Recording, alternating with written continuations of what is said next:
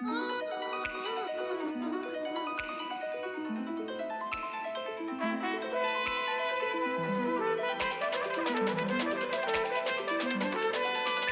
Clinic presents the Always On EM podcast, hosted by Alex Finch and Venk Bellamconda. Hello, everybody, and welcome to Always On EM, a podcast from Mayo Clinic Emergency Medicine. My name is Venk Bellamconda. And I'm Alex Finch. We're really excited that you joined with us.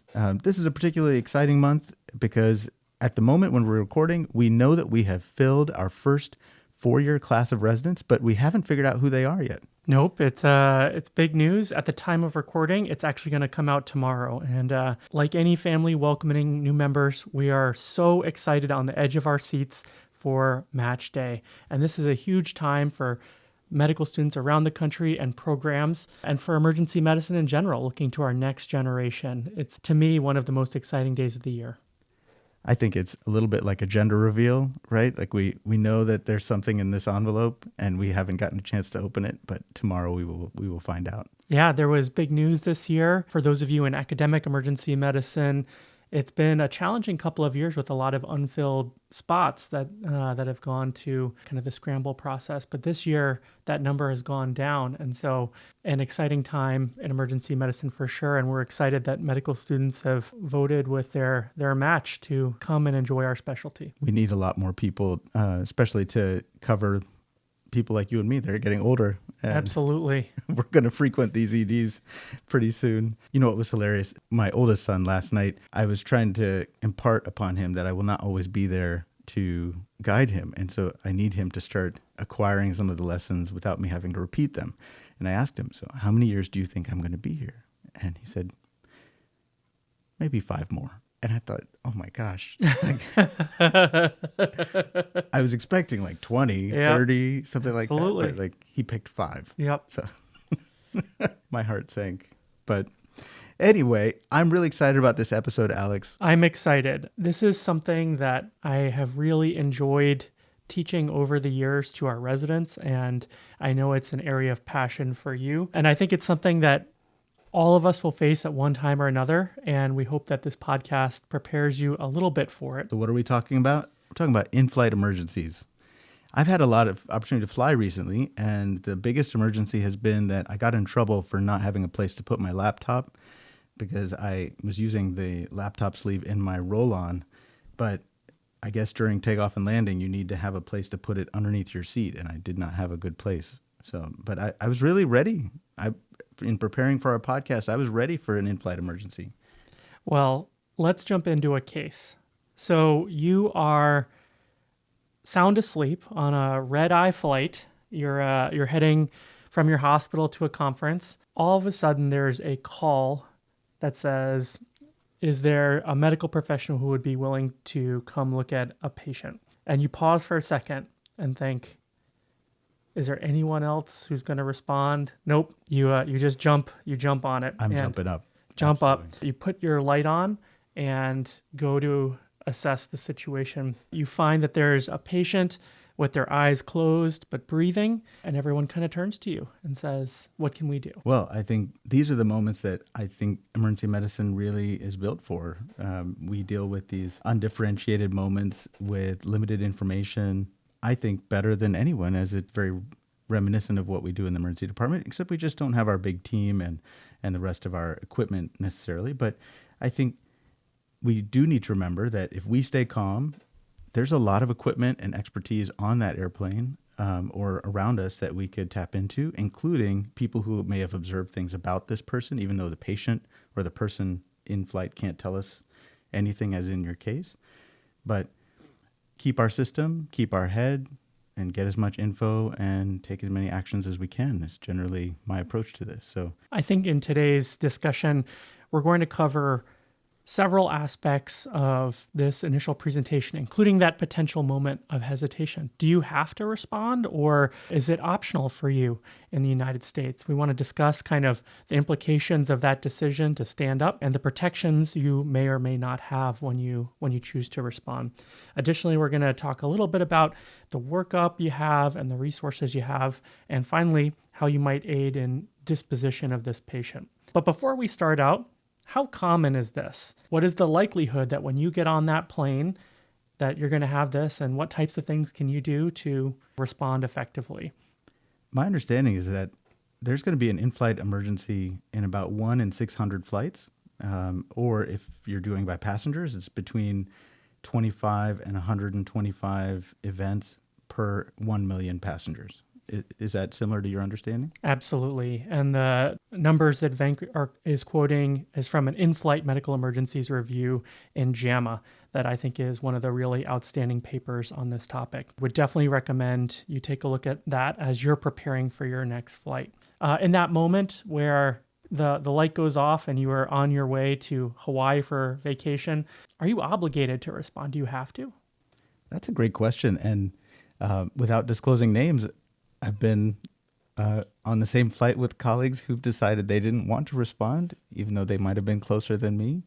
And I always want to respond, and my spouse generally feels uncomfortable. So I know everybody feels all different ways. I'm not entirely sure. Maybe you know the legalities in the U.S., and I know it gets even more murky when we're talking about international flights as to what the legalities are. I'll tell you my personal philosophy is I don't always know the legality, but I do know my personal belief is to respond whenever I can and try and assist to the degree I'm able. And so it makes it very easy for me, but that doesn't apply to everyone else. I think that there is an important moment, and that moment is there is a call for assistance on the plane. And you have to first make a decision. Are you in a place that you can safely respond? Do you want to respond? Is it ethically the right thing, and legally are you willing to take on liability associated with that? And so in that complex decision, I think that that the very first question is there a legal mandate that you respond? And the answer is it's a little bit complex. It depends. Are you on an international flight or a domestic flight? In our case, we're flying from your hospital, potentially is in the United States, to a conference potentially in the United States. And if that is the case, the answer is clear. There is not an absolute mandate that you respond. However, I would say that there is an ethical mandate to respond. You're an emergency physician. You are one of the best trained people in the world with specialty training in just this. And so I think that you are trained for this, and you should feel empowered today, especially after this podcast, to respond. And the next question is, okay, we have an ethical idea.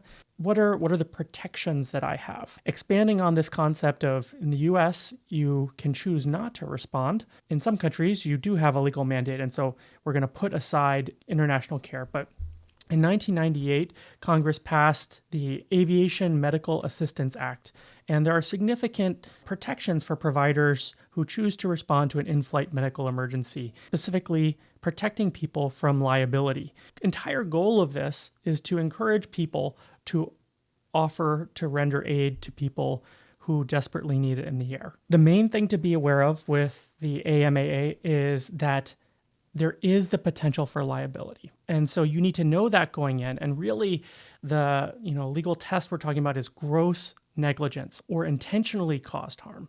And the reason that's important is because let's say you've had a couple of beers or something like that. Really, you could have an argument at that point that the care you're providing could be grossly negligent. And so I think that the rule in the air is the same as on the ground when you're showing up to your next shift. Don't show up drunk, and try your best to do the right thing. And in that case, you have significant protections. I think the other aspect is you should really view this as a medical encounter. And so the airline will provide you with some documentation. Sure, it's not your fancy electronic medical record, but there'll be some record that you take where you describe the care that you provided. And you should do that as you would with any medical encounter. Alex, some of the times where I've rendered assistance to a passenger, I've been given a gift, for example, free airline tickets or a discount voucher or something. What are your thoughts on that? Is that going to change any of these protections? In the JAMA review we referenced earlier by Dr. Yili and colleagues, they touch on this and said basically medical volunteers who seek compensation for providing aid, they write mileage points. They indicate that they may jeopardize their immunity. There's really no case law here. And so the question is, what are you willing to open yourself up to?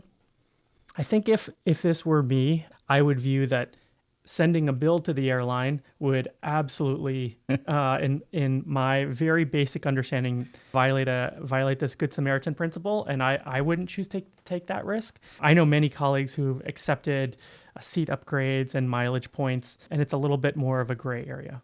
Yeah, I think I see it just like you.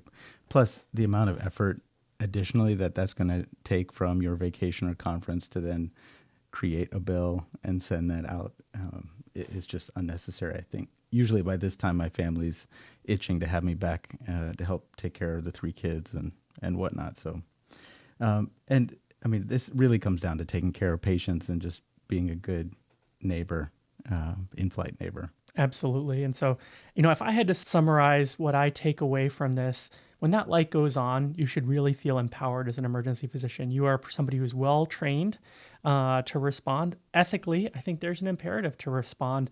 Legally, I think you have a lot of significant protections that are really defensible in trying to do the right thing for the patient, as long as you are not grossly negligent. I think that it's a safe thing to do for the patient. It's the right thing to do to try and help. Just to round this out, in that JAMA review, they did cite that some countries, for example, Australia, and they mentioned vaguely certain European countries do require that emergency physicians provide assistance whenever there's a call. And so I think it really is important, if you're not sure of the legalities in your where you're traveling and it makes you nervous, you should maybe try and find out ahead of time if that's going to affect your decision making.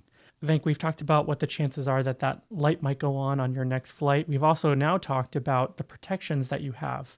What's the chance that you have to make a significant decision that might result in a plane getting diverted or something like that? Yeah, I read multiple reviews on this, and the number seems to be anywhere around 4 to 7%. So it's about 1 in 20 of these medical emergencies will result in a diversion. And within that, most of that is related to a cardiac arrest, about 60%. Another 20% is because of a cardiovascular emergency that's not cardiac arrest or a stroke. And then another 20% relates to obstetric emergencies or issues. As I touched on before, a diversion generally, it costs an airline about $20,000 to $725,000. And the act of diverting the plane can take a half an hour or longer sometimes. Wow. So these are significant decisions that are being made that impact potentially hundreds of people on board. Yeah.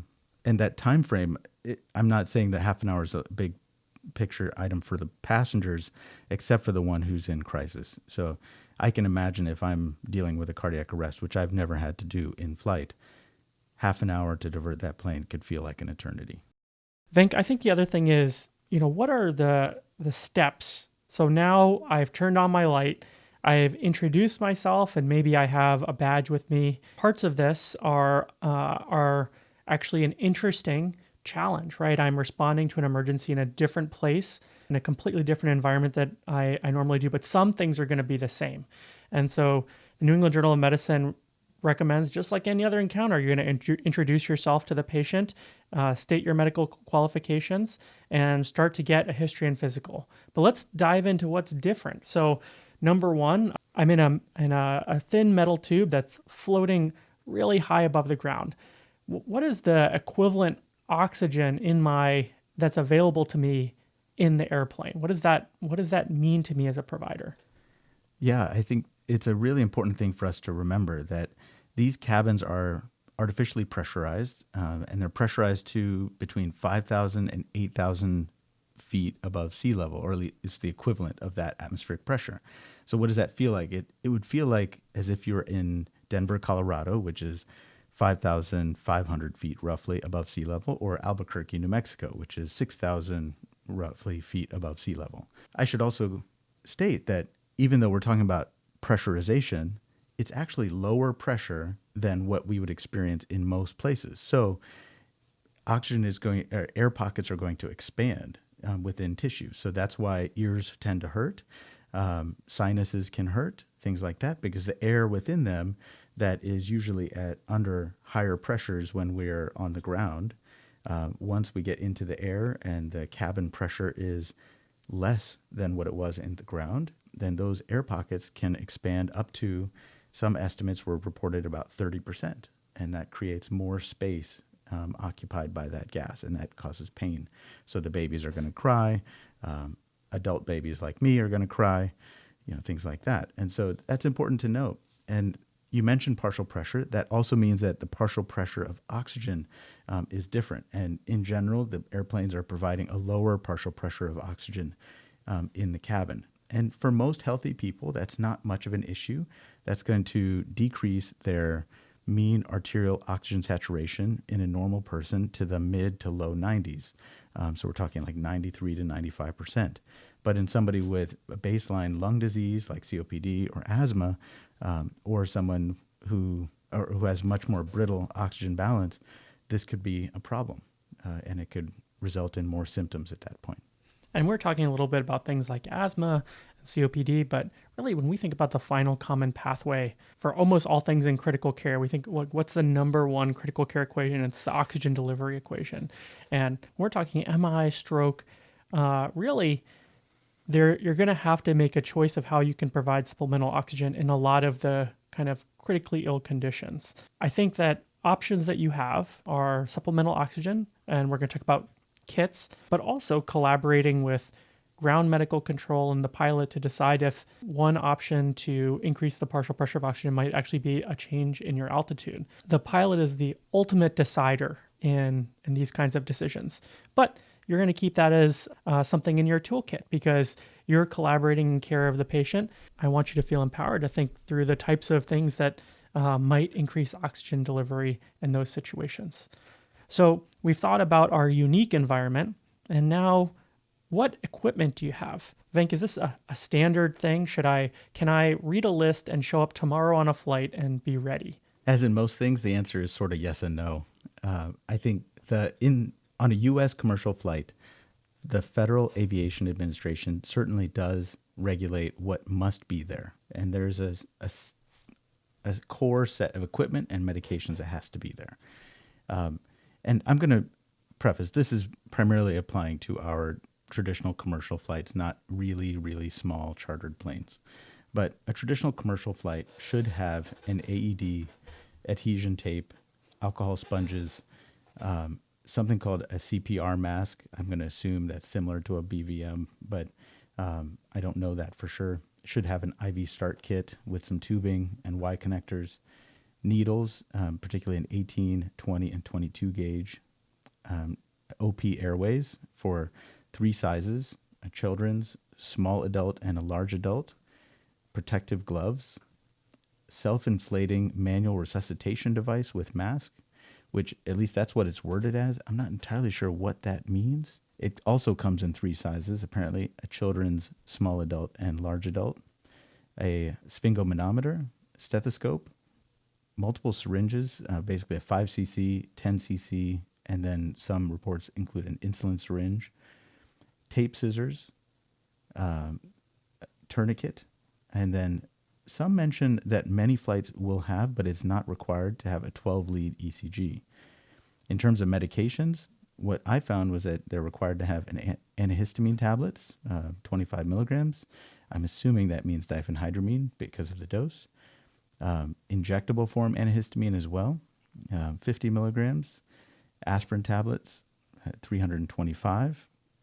Atropine, 0.5 milligrams. An inhaled bronchodilator.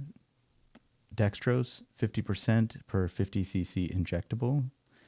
And then epinephrine 1 to 1,000, 1 cc in injectable form. And epinephrine 1 to 10,000 ratio, 2 cc's also liquid injectable.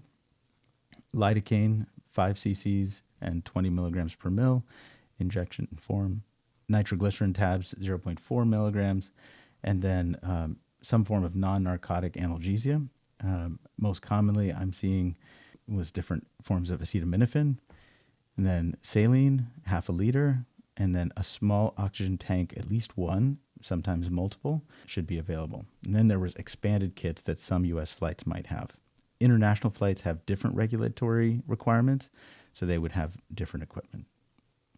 How does that fit with your understanding, Alex? I agree. I think the main things to take away are there are several things that you feel comfortable with in the emergency department that might be in a form that's different. For example, epinephrine, you might not have an EpiPen, but you might have to draw something up. And so taking a minute and working through some of these emergencies will take you a little bit longer if you're not familiar with personally drawing up those medications and things like that. So take your time there. Additionally, remember you can crowdsource, right? And so something that I didn't hear you say was a glucometer. And that might be a common emergency. Remember to ask potentially for people on the flight to offer up things if you think you need them and you think they might be accessible in the cabin, because you're trying your best to help a patient in need. When we're talking about resources, it's important to say that larger planes may have much more than this. And so the key thing is to get into the kit quickly and start to familiarize yourself with this. And so another resource you have are the crew. The crew are required to undergo some very basic medical training and to help you navigate these types of things. And on some flights, they have an app that they start to work through these emergencies with you. And so as soon as you are on scene, asking them to grab the kit for you. And one of my colleagues said, not only do I ask them to grab the kit, I ask them to grab all the kits, because sometimes there's a kit in the front and the back, and that way I have all of the materials right there with me. Additionally, another resource that you have is ground medical control. And the way that you will access that is through the flight attendant that's helping you. These are ground physicians who can start to help you with the limited resources you have navigate this emergency, and can also liaise with you and the captain in trying to make those difficult decisions. Do we divert? Do we continue? If so, what resources do I have? I didn't think about asking for multiple packs, but it makes total sense. And I do love the point about crowdsourcing, and I think we often forget that the amount of equipment that people are carrying, including heart rate monitors, like wearable medical devices and things that can assist you, is extraordinary. And medications for nausea and other common ailments, people are carrying those on flight a lot of times, and you could use them. The glucometer one is an interesting point, and a lot of times when I have tried to help in unscheduled emergencies in the community, I just reach to just give some glucose empirically and take hypoglycemia off my differential, even if I don't take the time to check a glucose. What are your thoughts on that? I think it's reasonable and defensible under the Good Samaritan Act that we outlined. I think that my personal approach, if a glucometer were within reach of me, I would probably check first, because I also don't know if they're altered because they're in DKA. So I think that if I can't get that information, it's lower risk to just treat. But if I think in 10 seconds, I can say, does anyone sitting right here have a glucometer, and they can hand it to me? I think that's probably what I would do. Is there any background on who responds and how people feel about responding in different specialty groups?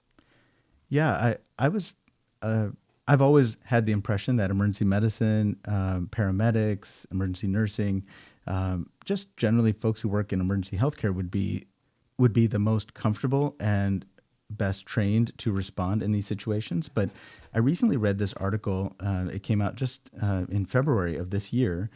It's a cross-sectional study design, a survey study coming out of the Kingdom of Saudi Arabia, entitled Confidence and Attitude in Managing In-Flight Medical Emergencies in the Kingdom of Saudi Arabia Hospitals. And so whether this directly applies to the U.S. population or not, I can't say that it necessarily does, but it was eye-opening to me, because in this study, there were 5,000 participants. It was 2-to-1 ratio of males to females. ranging in 3 different specialties: emergency medicine, family medicine, and critical care medicine. And 60% were community, 40% academics. And they were asked to answer questions about specific issues related in-flight emergencies, like what kind of equipment was there, how to manage specific cases, ACS, seizures, obstetric emergencies, asthma, decompression sickness, and some of them were even complicated by things that are unusual, like shoulder dystocia while delivering a baby, things like that. And then they were asked specific medication questions, environmental questions, things like that. And then generic questions about their perceived confidence, how much training they had in the aspects of giving care in flight. And what really struck me was that in this group, again, EM, FM, critical care, emergency medicine reported feeling the least comfortable or the least knowledgeable in providing care. 67% felt they had adequate knowledge to provide care for these folks. 77% of the reported family physicians felt they had adequate knowledge, and an astounding 81% of the critical care physicians in the study reported that they had adequate knowledge. And I don't know if that's because of different practice model where their critical care group and family med group takes care of more variety of unscheduled emergent issues than the emergency physicians, or if that is a factor of overconfidence or different training. I have no idea, but it was eye-opening to me. I think beyond that, the environment and the background and the context of the situation is well covered at this point, and now it's really about specific scenarios and cases, at least in my mind. What do you think, Alex? Absolutely. So our patient here appears to be altered and had no clear evident trauma. And so we're kind of in this nebulous space that we're very comfortable in the emergency department. And in the emergency department, some things would probably be happening before I even get in the room. Patient would probably be on a monitor. An ECG would probably be already in my hands. Somebody would have done a stroke scale, things like that. How would you approach it in this environment?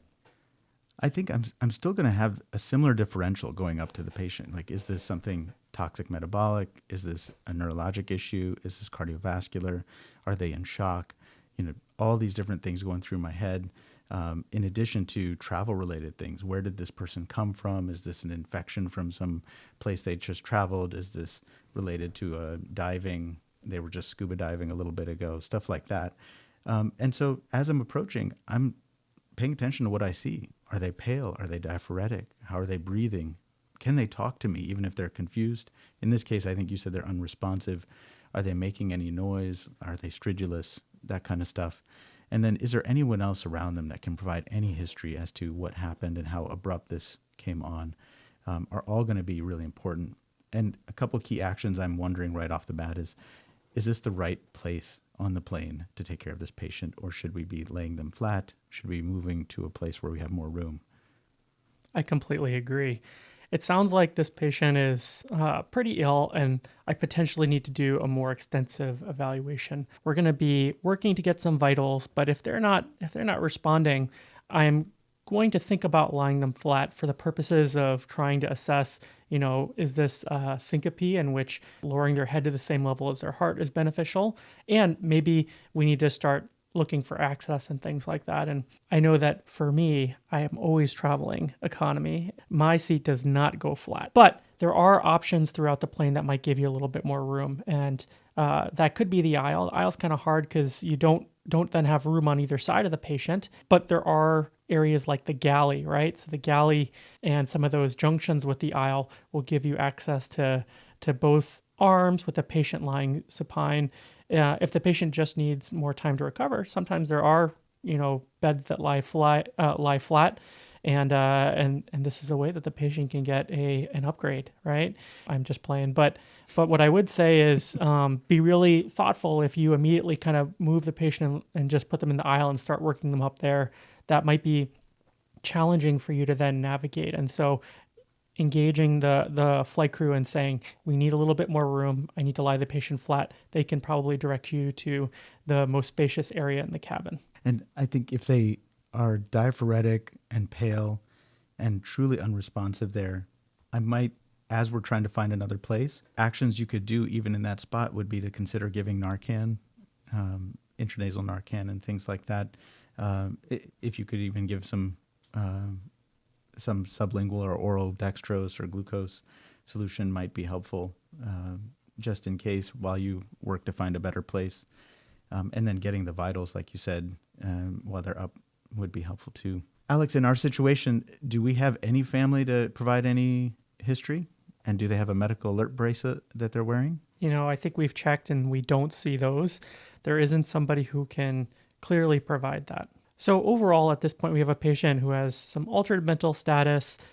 Maybe they're kind of responding to some pain and mumbling, but we're working through things.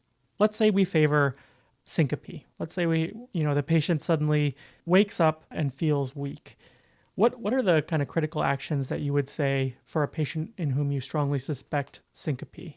Yeah, I think I would definitely want to recheck their vitals as they're evolving in their clinical course, get more history since they're more awake, redo their neuro exam, try and get some sense of their cardiac exam, especially rhythm, and then do they have a huge murmur or something like that that might point me to a major valve, like did they infarct a big portion of their heart, that kind of thing. And then reassess how they're doing, even sitting up. Even if they've awoken, they might still need to lay flat. And so those are going to be important for me. You're going to rapidly consider some tox causes with potential Narcan, metabolic issues. Really, all you can do is fluids and glucose. And then you're really left with trying to narrow your differential a little bit. So let's say you think that it's ACS or something like that. What options do you have? If we have a 12 lead, which many flights will, that's going to be really helpful in that situation. And the ACS patient, I would expect, even after they awaken, they should still look pretty ill. And as opposed to somebody who awakens and is starting to feel pretty back to normal. It's not 100%, of course, but to really have syncope from that, it should take out a large territory. And so that's already going to be making me think, this patient still looks ill. I'd probably be in quick communication with our flight team to say, this is somebody that medical control should be involved and be thinking about where we're going to go. Some of the beauty of this is, you're sitting there and you're thinking, how am I going to activate the cath lab? How am I going to do those things? That's really not all on you. You have pretty limited resources. And so it comes back to the basics. Administer aspirin, consider nitroglycerin for pain control, consider oxygen if you think that the primary issue is end oxygen delivery. And then sharing your assessment, either with an ECG or based on the vital signs that you're able to obtain with ground medical control and the pilot to help make a decision, is this a time-sensitive emergency or not? But you're not going to be, in many cases, able to, just start heparin and things like that. And so the interventions are limited. It is really your great medical judgment, which you've developed over many years. The aspirin should be in all the kits, and then the oxygen tanks are small and should be able to provide a small amount of oxygen for these patients for a short period of time. And so I think those are great reminders that we should continue those for sure. Yeah. What if you think this is a stroke? Let's say you see a neurodeficit. How would you approach that similarly or differently?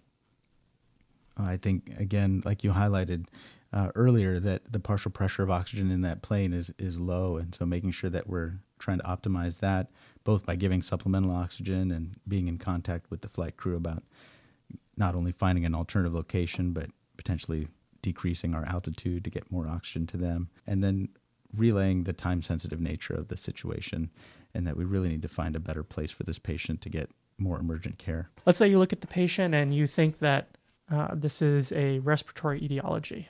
How would you intervene? That one gets, in my mind, a little bit more difficult. Certainly there's the same oxygen delivery issues that we talked about that we can try and optimize in terms of altitude, location, oxygen supplementation.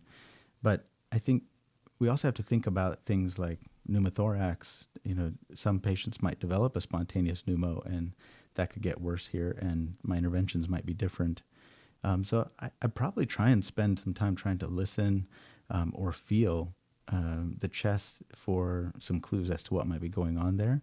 And if I have a portable ultrasound machine, which sometimes I do have with me, that might be helpful in that situation, especially to trying to think if there's any other tips and tricks for somebody. There are bronchodilators in that kit as well, which might be of help.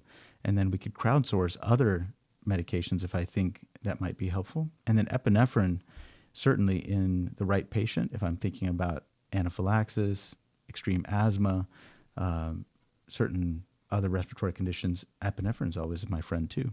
I completely agree. I think this is, a patient with respiratory distress is one in which you can make more of a difference. We have more options. Number one, obviously the supplemental oxygen, considering there's a benefit to changing altitude. Number two, considering whether you will need to provide assistance to the patient if they're obstructing, something as simple as a jaw thrust or bagging the patient if you have that equipment available to you. Number three, there are bronchodilators as part of your kit. And so your bedside assessment is going to be really important. Is there any wheezing? And Venk mentioned pneumothorax, which can certainly occur. There are some really great case reports about how people have attempted to decompress a chest. You do have some IV equipment available to you. And so it'll be a little bit about getting creative, but really what you're going to do is assess, is this stable or unstable, right? Does this have to be addressed now, or is this something that, I'm going to apply oxygen to? And then as with asthma, you can consider whether intramuscular epi would be of any benefit to you in those situations, or is this an allergy? I always love looking at the list of required medications, and one of them is antihistamines. So usually not that useful of an intervention, but it is required as one of the few things at your disposal. So, so you should feel empowered there. At least we know it's not an iodine allergy. Exactly. I think the thing to remember is you do have access to, in many cases, a steroid. Dexamethasone is one of those meds that is usually included. And so if you hear wheezing, probably not helping you now, but maybe in a couple hours, when they get to the emergency department after you've landed and they're looking much better and everyone's asking why you sent the patient there, right? That's a really good point. Another thing to keep in mind. It brings up another thing that lately I've been doing is asking the family members, if they are there, to take pictures or small video clips of whatever we're seeing so that they can show it to the ED providers when they get there. Let's say we see the patient unresponsive and it looks like they have some tonic-clonic movements. How might you respond to a seizure in this situation? I think certainly if there's access to benzodiazepines, and I think some of the kits will have that, that's going to be a really great option. In addition, some of the fundamentals of care, making sure that their airway is protected, we can provide them with supplemental oxygen, keep track of the start and stop times and what we're seeing in terms of the progression of is this generalized from start, or did it start focally and then expand out?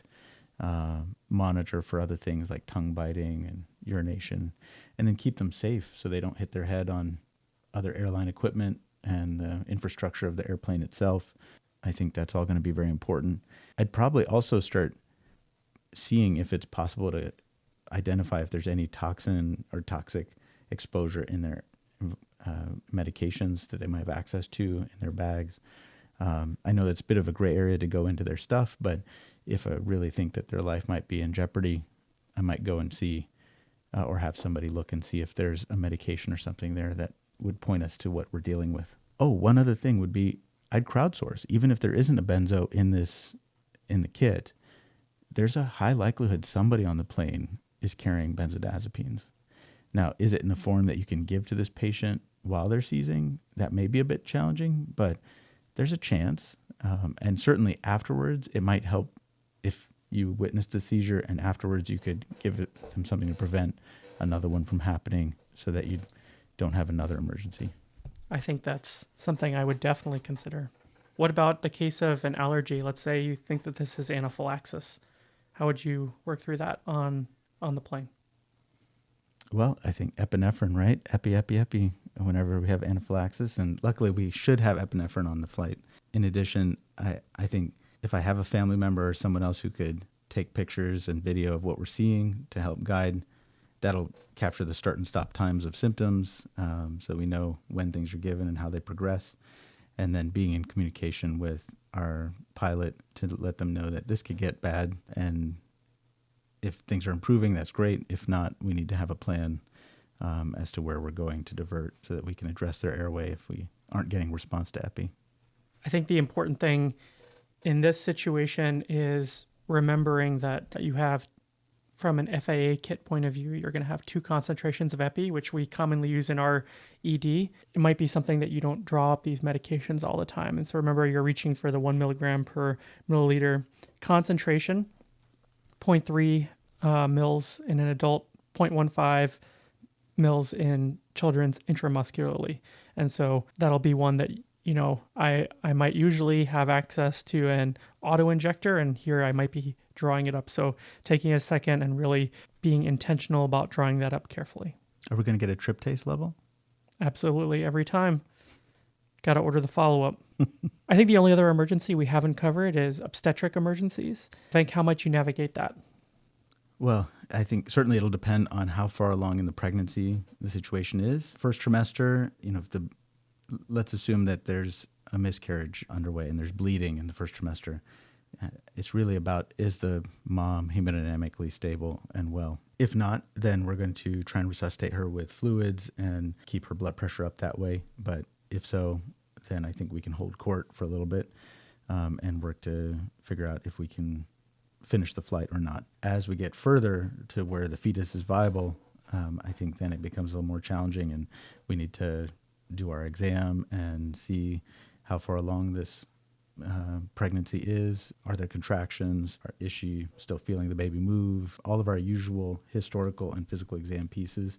And if we're in active labor, communicating that with ground control, med control, and the pilot to make some really effective, quick decisions about where we're going to go. I think that this has been a really fun episode to work through, and thinking through a time when I might have to respond to an emergency. And in the moment, I wasn't thinking that I would. The New England Journal of Medicine had a really nice suggested response to in-flight medical emergencies that I think is a summary of this entire discussion. Number 1, you're going to start by introducing yourself, stating your medical qualifications. Ask permission, if you're able to treat the patient as you would any patient. You're going to work closely with the crew to request access to the medical kits if they're available, and an AED if they have it on board. If you're able to, use a language interpreter, but be thoughtful about patient privacy. One of the most useful things you're going to do, a lot of times we think about practicing at the top of our license and we're interpreting complex tests. What you're going to do here is take a careful history and physical exam and obtain vital signs, because you're going to be collaborating with ground medical control to make a decision. And so taking a really detailed history and physical is going to aid in that, in a situation where you don't have a lot of other tests. You're going to administer treatments within the scope of your qualification. And this really ties into, ethically, it's a good idea to help them out. You're trained to do this, and you have a lot of protections legally in the United States to do so, as long as you're not billing the airline, right? You're not getting paid in some way. And then you're going to think about the patient and decide, would you recommend diversion, or do you feel that that's not critical? And you're going to engage the ground medical control officer and the pilot. And something that I think is really important is to identify when you're the decision maker and when you're not the decision maker. So you make a recommendation here, but ultimately the pilot is going to make that decision based on information that you may not even have. Where is it safe to divert to? How much fuel is on board, etc. You're going to communicate with the ground medical team and continue to provide care until the patient is stabilized. You're going to follow up the encounter by documenting carefully, and then you're going to be aware, right? You're going to make a decision. They might offer you some form of remuneration. You're going to think about where you feel, could that, violate the Good Samaritan laws or not? And it's worth saying that there is not a lot of case law either way, and many people do accept those gifts. But if you're the kind of person who wants the maximum protection, thinking carefully that in some of the reviews on this, any form of payment would make it not a kind of Good Samaritan act. I think that was an excellent summary, Alex. Thank you so much. This was so much fun. And one thing that I know I'm guilty of is, in these moments, I might forget to take all the parts of the history, allergies, meds, changes to meds, stuff like that. But those can sometimes be the most important when we're making these quick decisions with limited information. And so I would stress, don't forget your steps, be systematic. As always, everybody, thank you so much for tuning in. This has been Always on EM with Alex and Venk. We're really grateful that you give us your time, and we enjoy doing this for you. If you find it valuable, please, we would really appreciate it if you would like, comment, and follow the show on whatever platform you use. Tune in mid-month as we'll have another chapter or episode for you. And then I hope you have a wonderful spring. It's going to be beautiful here in Minnesota. Alex, do you have any plans? Actually, I'm going to be traveling next week. It's a little bit of a mini holiday, and so looking forward to getting out of town. We're coming up on a big trip as well. And so maybe we'll have stories about in-flight emergencies. Hopefully not for the people that we travel with, but if so, we'll be sure to share them when we get back. And so everybody, thank you for listening. Be safe and be well. The Always On EM podcast, hosted by Alex Finch and Venk Bellamconda.